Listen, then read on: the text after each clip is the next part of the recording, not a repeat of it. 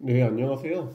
오늘은 논문, 석박사인데 석사는 제가 한 지가 너무 오래돼가지고 2010년에 졸업을 했으니까 2008년, 9년 동안 수학하고 15년 지났네요. 그래서 다 까먹어갖고 빼고 박사는 2017년에 제가 그 학위 취득을 했으니까 그래도 그것도 7년 정도 지났지만은 조금 기억이 남아 있습니다. 그래서 오늘 제가 말씀드릴 주제는 박사 논문 심사하는 절차, 과정.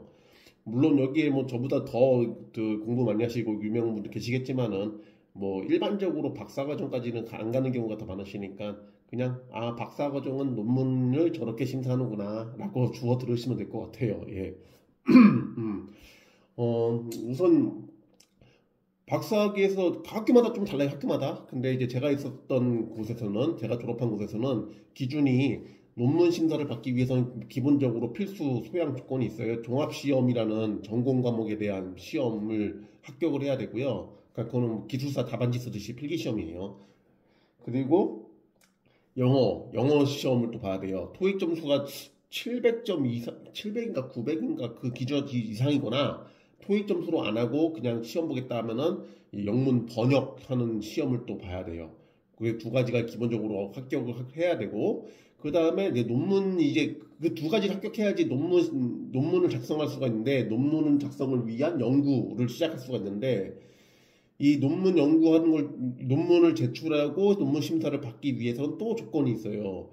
그 각종 학회라든가 그 이런 학술지 이런 데에서 그 논문을 학교 논문 말고 졸업 논문 말고 그냥 일반적인 연구 논문 또는 학술 발표회에서 발표를 해서 그 점수가 일정 기준 이상 나와야 돼요. 저 같은 경우는 한번 제가 보여드리자면은 잠시만요.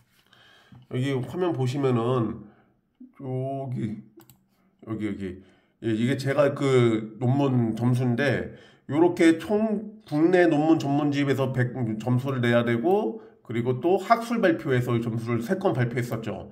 예, 그래서 총 그 220점 이상의 점수를 내서 요게 한 200점 이상인가 나와야지만 그 기준이 그 자격 조건이 되는 거예요. 그래서 학술 발표회 같은 경우는 이런 식으로 PPT 자료 만들어 갖고 실제 이제 그 각종 학술 발표회에서 앞에서 PPT 발표해야 되고요. 거기에 이제 그 학회에서 참여한 사람들이 있겠죠. 그 사람들이 질문을 던지면은 질문에 답변을 해줘야 되고.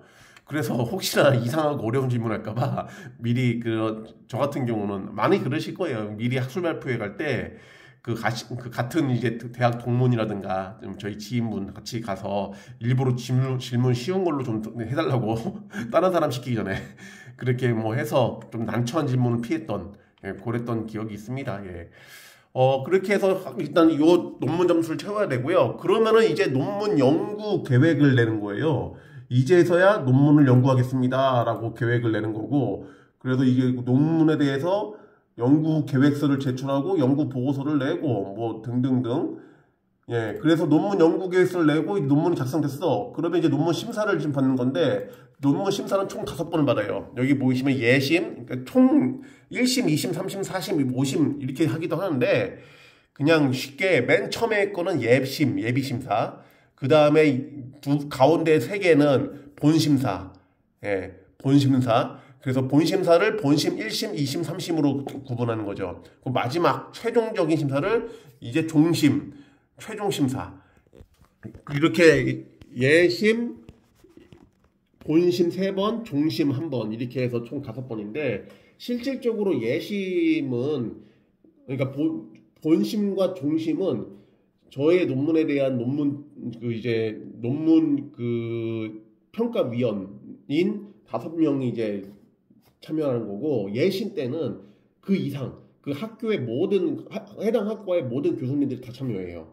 그 예비 심사는 이미 다 교수님들끼리 얘기가 다 돼 있어요. 이번엔 누구누구 좀 졸업 심사 받으려고 한다. 뭐 이렇게 다 얘기 돼 있어서 어딘가에서는 떨어지는 경우가 없는데 그럼에도 불구하고 너무 좀 소위 싸가지 없거나 태도가 너무 불량하거나 너무 기본적인 것도 모르면은 그때는 이제 걸러내는 거죠.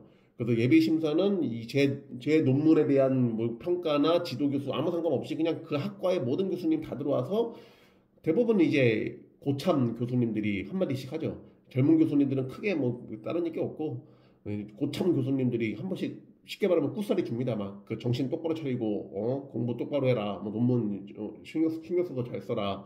뭐 당신은 박사를 하겠다는 양반이 학회 활동이 왜 이렇게 저조하냐. 뭐 학술 발표가 왜 이렇게 적냐. 이런 얘기 갈고요. 예. 그런 것 좀 갈굼 당하고 뭐 해서 특별한 문제 없으면 예심은 통과하고요. 그 다음에 이제 1심, 2심, 3심 이 본심인데 본심 같은 경우는 물론 모여서 해야 되는 게 다 그 평가위원 앞에 다 모여서 해야 되는 게 이게 원칙이나 서로 바쁘니까 그래서 본심 같은 경우는 모여서 하는 게 원칙이나 경우에 따라서는 각각 제가 논문 작성된 거를 들고 따로따로 방문 드려서 보여드리고 거기서 그분들이 바로 쭈르륵 훑어본 다음에 야 이거 오탈자야 야 이거 앞뒤가 안 맞는다 연구 배경이 좀 더 보완해라 이런 식으로 뭐 말씀을 주세요. 그래서 그런 거 계속 반영해서 보완을 하는 거예요. 그래서 본심 1, 2, 3회 다 거치고 최종적인 종심이 이제 피크죠. 종심.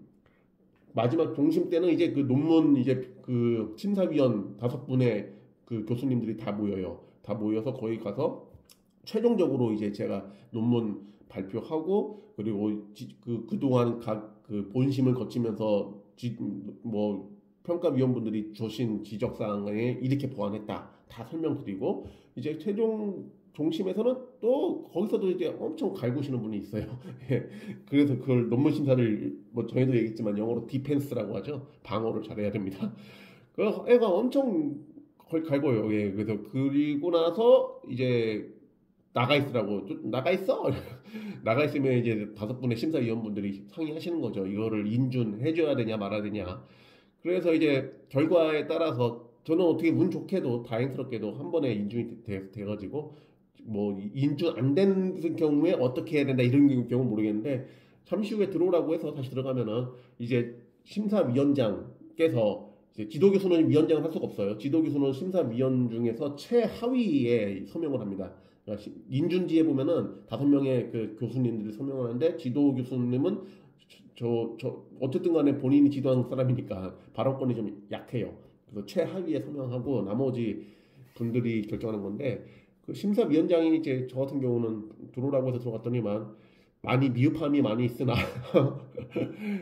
이 박사가 끝이 아니라 새로운 시작이라 생각을 하고 어쨌든 근본 연구 과정에서는 뭐 소기의 목적이 달성됐다고 뭐 보여지니 뭐 인준을 해주겠다. 앞으로 이제 박사로서 명예와 뭐 품위를 유지하고 계속적인 연구 활동을 해라 뭐 하면서 이제부터 인준을 해줬으니 박춘성 박사라고 호칭을 하겠다. 그 박춘성 박사께서는 뭐 이렇게 말씀을 해주시더라고요. 아 그때 막 박춘성 박사라고 호칭하겠다. 그때 막 가슴 뭉클했다. 그러니까 저는 그것 같아요. 솔직히 제가 정규대학도 안 나왔는데 뭐 독학으로시 토목공학사 하기를 제가 독학으로 땄거든요.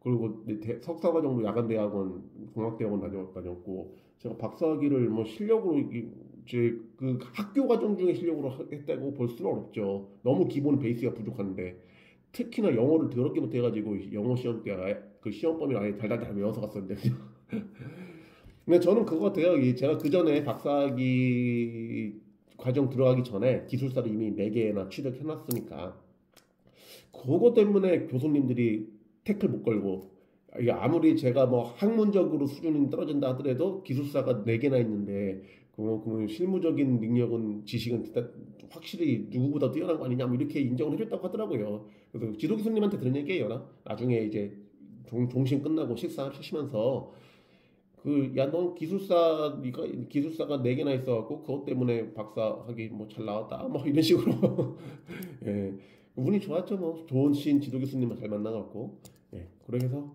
한번 이번에는 박사과정 논문 심사 과정을 떠들어 봤습니다. 예 아우 시간 너무 긴다. 끝.